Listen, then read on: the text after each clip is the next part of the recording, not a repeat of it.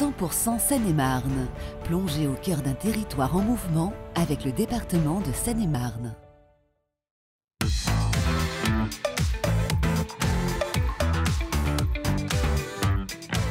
Bienvenue dans 100% Seine-et-Marne. Vous croyez tout connaître sur l'agriculture du département? Eh bien, vous vous trompez. Vous allez découvrir que les fermes du 77 ont plus d'un atout dans leur champ. Direction Charny, où Louis, troisième génération d'agriculteurs, est aussi devenu producteur d'énergie. Gros plan sur la ferme d'Antoine, qui cultive du chanvre à Girmoutier, et puis cap sur Jutigny, où nous avons rendez-vous avec Pierre-Marie dans son verger, des fruits locaux qui seront bientôt sur une future plateforme d'approvisionnement du département. S'il y a bien un département agricole en Île-de-France, c'est la Seine-et-Marne. Ici, les champs s'étendent à perte de vue et couvrent 60% du territoire du département. Mais ce qu'on ne sait pas, eh bien, c'est que la profession, elle, est en train de changer. Les agriculteurs inventent de nouveaux modèles. C'est le cas, par exemple, de Louis Courtier. Il cultive de la betterave à sucre, de l'orge, du blé, mais aussi du colza. Et il a fait le choix, avec deux de ses associés, d'ouvrir une unité de méthanisation parmi la trentaine qui existe sur le département. En 2017, on a décidé de changer de stratégie sur l'exploitation, de passer d'une ferme céréalière à une ferme céréalière et productrice de biogaz. Qu'est-ce qui vous a motivé ? On a eu, avec les blés notamment, des grosses problématiques de prix qui étaient liées à l'offre et à la demande, tout simplement. On a eu des problématiques de rendement en betterave à sucre liées à des maladies. On a eu sur le lin une problématique également de rendement et après d'export vers la Chine qui a fait que ça a impacté les prix. On a eu beaucoup de problématiques comme ça et du coup on s'est posé des vraies questions sur qu'est-ce qu'on voulait être demain. Est-ce qu'on voulait être dépendant du coup de l'international et des allées climatiques ou est-ce qu'on voulait rajouter une corde à notre arc avec quelque chose de beaucoup plus scalable parce qu'on maîtrise aujourd'hui la production et la vente. Donc vous avez pivoté, ça se fait en 2017 ? Tout à fait, ouais. On a dû investir du coup dans l'unité de méthanisation à proprement parler et on a dû aussi racheter du matériel parce qu'on s'est du coup orienté vers une agriculture beaucoup plus spécifique, beaucoup plus orientée. On a des enchaînements de cultures beaucoup plus rapides tout en gardant la structure du sol. Parce que la méthanisation, le pivot vers la méthanisation vous a obligé à faire non plus une culture par an, mais plusieurs ? C'est exactement ça, ouais. D'un point de vue agronomique, là où on faisait une récolte et un semis par an, aujourd'hui on est passé à 2 sur une certaine surface de l'exploitation, avec notamment de l'orge, qui est une culture qu'on va pouvoir récolter en amont, et un maïs qui va venir derrière. Louis, là on est à 2 km à peu près de la ferme et on est sur le site de méthanisation. Exactement. Donc comment ça se passe en fait ? C'est ce que vous prélevez sur les cultures qui arrivent ici ? Tout à fait. Alors on fait appel à une entreprise, un prestataire, qui va venir stocker la matière ici, qui va la tasser pour qu'elle soit le plus compacte possible, pour qu'il y ait le moins d'air qui passe possible, pour que la conservation soit la plus longue. Et ensuite, on va essayer de la consommer sur 1 an, 2 ans, en fonction de nos besoins et en fonction des récoltes qu'on va avoir l'année qui suit. Cette matière, qu'est-ce qu'elle devient après ? Où est-ce qu'elle part ? Ça va être mis toutes les heures dans le méthaniseur qui va nous permettre du coup de rationaliser le digesteur et du coup d'avoir une production de biogaz continue. Donc ça part dans des gros tuyaux, hein, si j'ose dire, et ensuite ça alimente C'est ça, en biogaz une partie de la Seine-et-Marne. Tout à fait. Aujourd'hui, on doit alimenter environ 3000 logements annuellement dans la région un peu au sud de nous, qui est vers Marne-la-Vallée et Disney. Tout ça, ça a été rendu possible parce qu'il y a des programmes, hein, je pense à Cap Méta 77, qui est le programme qui a permis finalement de voir fleurir de plus en plus de projets de méthanisation. Qu'est-ce que ça vous a apporté ? Alors Cap Méta nous a beaucoup aidé sur l'aspect insertion et communication pour faire accepter les méthaniseurs dans notre département par les habitants et les riverains, exactement, ouais, tout à fait. Oui, donc il y a eu énormément de travaux qui ont été réalisés ici pour arriver justement à camoufler et à rendre le site le plus vert possible.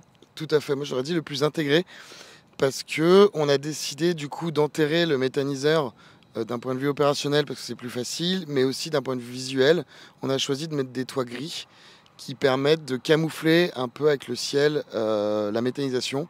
Donc, sur la nationale qui est juste derrière vous, on ne voit pas le méthaniseur si on ne le sait pas. Et sur les routes qui sont tout autour, c'est pareil. Ce type d'installation va permettre d'ici 2030 d'alimenter 290 000 ménages seine-et-marnais sur les 540 000 que compte le département. Et depuis 2 ans, avec Cap Méta 77, la Seine-et-Marne accélère encore pour parvenir à couvrir 75% des besoins en gaz de ses administrés et aller vers le développement d'une méthanisation agricole durable. Ce n'est pas négligeable, surtout au moment où les prix de l'énergie sont en train de flamber. Autre champ de bataille, si j'ose dire, c'est celui de l'isolation. Et là, c'est le chanvre qui a peu à peu gagné du terrain. Avec le développement de Planel Chanvre dans le 77, les agriculteurs se sont regroupés et ont boosté sa culture. Elle existait, c'est vrai, depuis des siècles, mais là, c'est dans le béton notamment qu'elle va servir, comme nous l'explique Antoine Ezel. Il est agriculteur à Girmoutier. C'est une idée qui nous est venue en groupe, déjà, un groupe d'agriculteurs voisins, parce qu'en Île-de-France, il y a beaucoup de constructions, et avec les nouvelles normes d'isolation, on pensait qu'on avait une carte à jouer avec le chanvre qui est une matière végétale, donc biosourcée. Donc expliquez-moi en fait, qu'est-ce qu'on utilise? Donc le chanvre, essentiellement la fibre se trouve autour de la tige. Donc elle se sépare, voilà. Et on retrouve à l'intérieur de cette tige la chaîne-vote. Cette chaîne-vote, en fait, en la grossissant quelques fois, on s'aperçoit que c'est tubulaire. Donc c'est plein de petits tubes qui enferment de l'air et qui permettent de devenir un isolant. Donc c'est cette partie-là qu'on va aller mettre dans le béton de chanvre. Tout à fait. C'est la chaîne-vote qui va être valorisée dans le béton de chanvre, alors que la fibre aura plus des usages de tissage, d'autres isolations par un autre procédé. Donc principalement l'utilisation, en tout cas du chanvre que vous cultivez, ça va dans le bâtiment en fait, dans ce qu'on appelle les nouveaux matériaux, qui sont en fait des matériaux qu'on utilisait il y a très longtemps. Voilà. Et ça revient par le besoin déjà d'économiser de l'énergie, parce que c'est quand même une plante qui à la fois fixe du carbone, et en plus qui sait aller chercher l'eau là où il y en a peu. C'est-à-dire qu'on l'a remarqué cette année. On était dans un contexte très très sec cette année, et on s'est aperçu que la végétation a permis quand même de se développer, a pu se développer, parce que elle a un enracinement très fouisseur qui est capable d'aller chercher la dernière goutte d'eau à 1 mètre sous terre, quoi. Donc c'est une plante qui se défend très très bien en conditions sèches, donc qui ne nécessite pas d'irrigation. Sur les 2900 exploitations agricoles que compte le département, beaucoup ont choisi de se diversifier, mais une partie reste sur son cœur de métier, à savoir nous nourrir. C'est le cas de Pierre-Marie Failly. Dans son verger de Jutigny, il fait du bio pour le marché local. Aujourd'hui, il est important de consommer local, notamment pour l'impact environnemental, l'impact carbone de notre alimentation. Moi, je suis arboriculteur, donc on produit des pommes et des poires en Seine-et-Marne, qui alimentent une clientèle en AMAP sur la banlieue parisienne et une clientèle en local sur le marché de Provins. Ici, le verger est conduit en agriculture biologique, ce qui est quand même un net plus pour la valorisation de nos produits. Avec des beaux fruits de bonne qualité. Il est vraiment important de faire partir notre marchandise au pied de chez nous et pas de l'exporter à l'autre bout de la France ou carrément à l'étranger, qui aujourd'hui est un non-sens. Remettre de la saisonnalité, de la variété dans les assiettes, savoir que c'est fait dans un secteur proche, c'est très important. Aujourd'hui, les jeunes, les enfants, c'est important qu'ils puissent avoir des produits de qualité au pied de chez eux.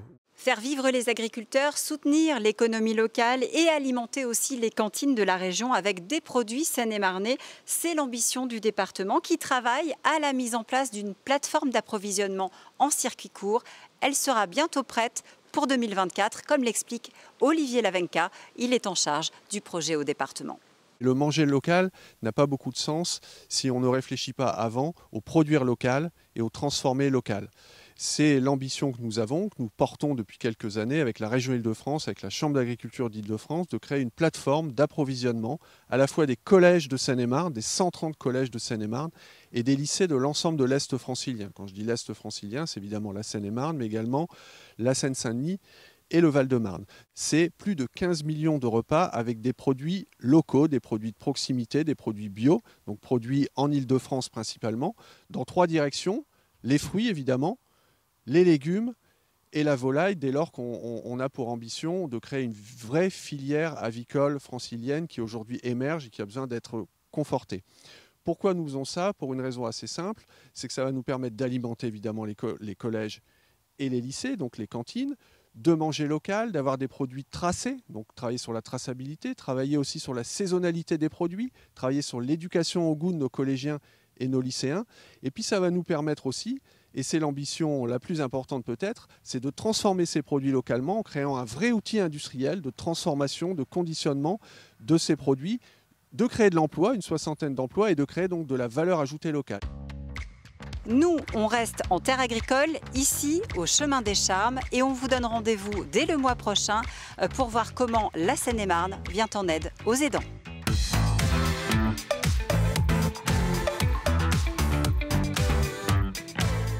100% Seine-et-Marne », plongé au cœur d'un territoire en mouvement avec le département de Seine-et-Marne.